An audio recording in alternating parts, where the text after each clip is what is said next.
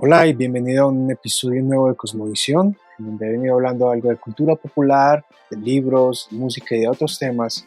El día de hoy quiero compartir un poco sobre uno de mis autores favoritos, quien es el Dr. Richard Pratt. Puedes checar una de las reseñas que hice sobre su libro Diseñado para la Dignidad acá mismo. El día de hoy quiero compartir un poco algunas lecciones de su libro del año 1990, publicado por PIR Publishing. Nos dio Historias, la guía del estudiante para interpretar las narrativas del Antiguo Testamento. Bienvenido.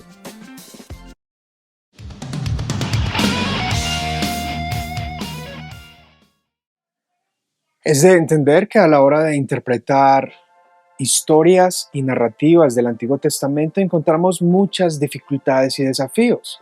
Muchos de ellos son la forma en que se caracterizan los personajes, la dificultad de encontrar el gran propósito a la luz del resto de la Biblia y el mismo Antiguo Testamento. En ocasiones es difícil entender algunos detalles del porqué, puesto que estamos lejos de la cultura del Medio Oriente antiguo, del idioma que se hablaba y por supuesto muchas de sus prácticas. En este libro te voy a mostrar algunas lecciones esenciales que Richard Pratt nos enseña para interpretar las narrativas del Antiguo Testamento, encontrar su objetivo dentro de su momento, dentro del Antiguo y dentro del Nuevo Testamento, y a llegar a cómo aplicarla al lector moderno.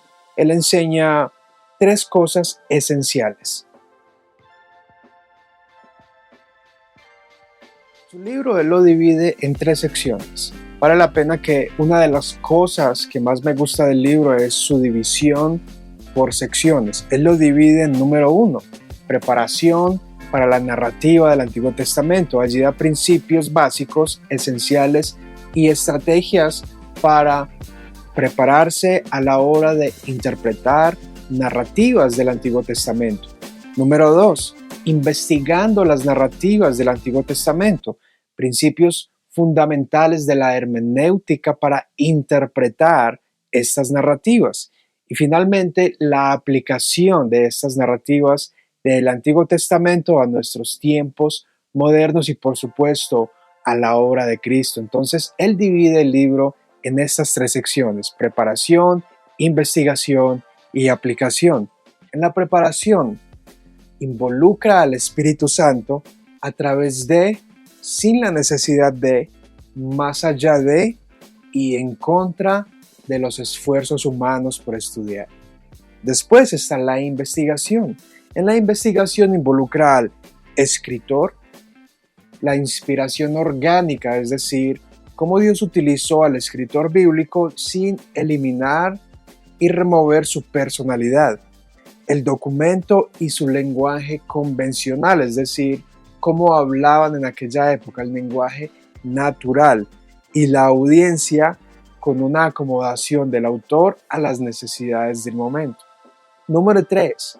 La aplicación involucra al mundo antiguo, el puente de la hermenéutica, es decir, ese puente que va a conectar ese pasado con el presente a medida que estudiamos, y el mundo moderno. Son tres entonces consejos del Dr. Richard Pratt para adentrarse a investigar e interpretar narrativas del Antiguo Testamento. En su introducción me gusta mucho que es típico de Richard Pratt, no solo en sus libros, sino en sus enseñanzas, iniciar con una ilustración de la vida diaria. Y en la introducción él lo ilustra con el arqueólogo, y él dice lo siguiente: una lección estaba asegurada para los aspirantes a la arqueología, y él dice: haber cavado exitosamente, luego debe prepararse cuidadosamente, trabajar duro en el sitio y obtener sus descubrimientos para llevarlos a casa. Si usted es descuidado en alguna de estas tres cosas, el proyecto estará incompleto. Lo que él está diciendo allí es que primero hay que cavar exitosamente, después hay que prepararse cuidadosamente y luego trabajar duro en aquel sitio y poder llevarse lo que ha descubierto a su casa.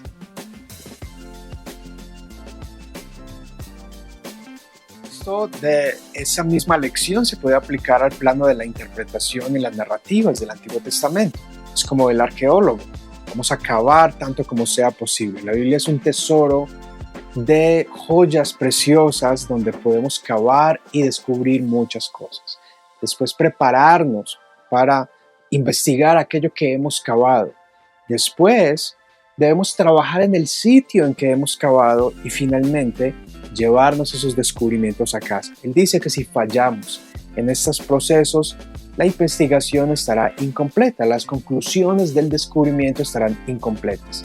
Y me gusta mucho una de las diversas enfoques de interpretación que él utiliza. Él explora lo que es el subjetivismo, el objetivismo, y una de las que más me gustó fue el diálogo de autoridad, es decir, en donde posiciona al lector en un lugar y posiciona la escritura en otro lugar. Depende de donde esté posicionado, estos dos elementos influirá en la forma de interpretar.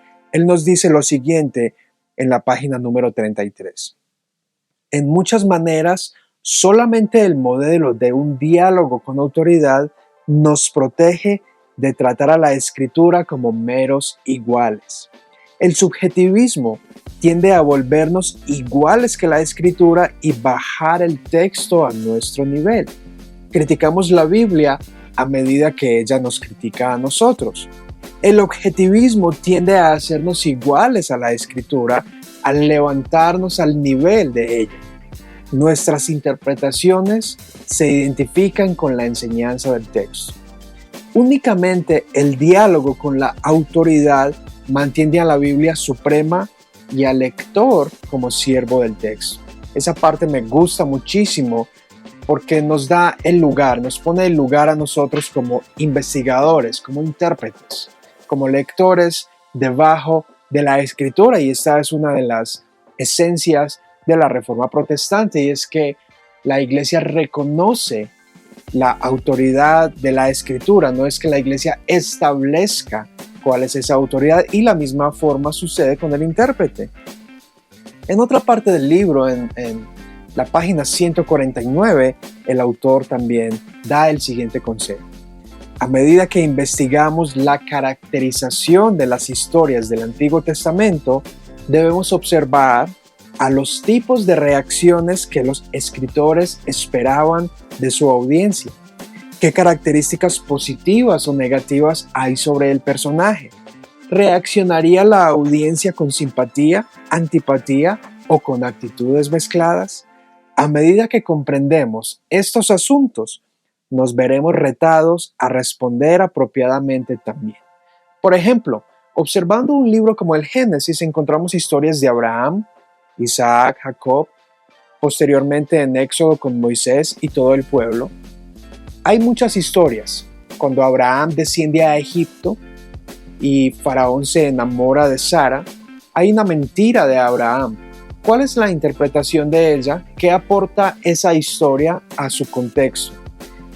Y ese texto se puede utilizar paralelamente a la salida de Egipto de los hebreos, cómo ellos tuvieron que descender a Egipto y cómo Faraón les oprimía. La forma en que Dios le da la victoria a Abraham para que vuelva a salir de Egipto es paralelo a cómo Dios, a través de Moisés, le da la victoria a los hebreos para salir de Egipto. Son muchas historias, dramas, que tienen desafíos interpretativos. Así que otra de las secciones que me encanta de él es la caracterización de los personajes. Es como en una película. Hay protagonistas y hay actores de apoyo. Los actores de apoyo ayudan a que el protagonista sea más exaltado en su papel. De la misma manera, en la interpretación de las narrativas, cada personaje, ya sea Faraón, Abraham, Moisés, Adán, Eva, la serpiente, se caracteriza de una forma especial. El autor, en este caso, si habláramos del Pentateuco, Moisés, le da una caracterización particular a cada personaje. ¿Cómo quiere Moisés que la audiencia original reaccione ante las reacciones de esos personajes? Esa parte me encanta a mí. Otro elemento que me gusta bastante del libro es que al final de cada capítulo hay lecciones y ejercicios para poner en práctica los fundamentos de interpretación. Por supuesto, cada capítulo incluye algunos ejemplos, pero es de mucha ayuda para el estudiante tener esos ejercicios al final. Finalmente, quiero compartir algunos de los ejercicios que él utiliza a la hora de enseñar específicamente acerca de la caracterización de los personajes. En la página 149, al final, él dice, número 1, lea Génesis 2, verso 4 hasta el 3, verso 24. Número 1, haga una lista de los personajes que hay en ese pasaje. Número 2, categorice los personajes de ese pasaje como complejos, planos o funcionarios o de apoyo. De nuevo, hay protagonistas principales, hay otros que son personajes de apoyo que son como extras, pero que aún así tienen un propósito dentro de la historia global. Y por supuesto, el autor asume que el personaje principal siempre es Dios. Sin embargo, a la hora de interpretar, de profundizar, de cavar como el arqueólogo, hay que examinar quién es el personaje protagónico, los secundarios y los de apoyo. ¿Qué reacciones tienen? Tienen reacciones planas, reacciones mezcladas, reacciones negativas, reacciones de simpatía, reacciones de... Número 3. Organice los personajes desde protagonista, antagonista y ambivalentes. Luego describe el drama básico de la historia en términos de este orden que escogiste. Me parece que es un ejercicio bueno para ayudar al estudiante a que comprenda bien cuál es la secuencia del drama de una historia del Antiguo Testamento. De nuevo, mi objetivo es compartir un poco algunas de estas lecciones de uno de mis autores favoritos y te invito a que cheques su seminario teológico y algunos recursos que también encontrarás en español, y por supuesto, si sabes inglés, pues mucho mejor, serás beneficiado. No olvides suscribirte, puedes escuchar en Spotify o Apple Podcast, donde tú prefieras, y al suscribirte me apoyas para seguir generando contenido similar. Hasta la próxima.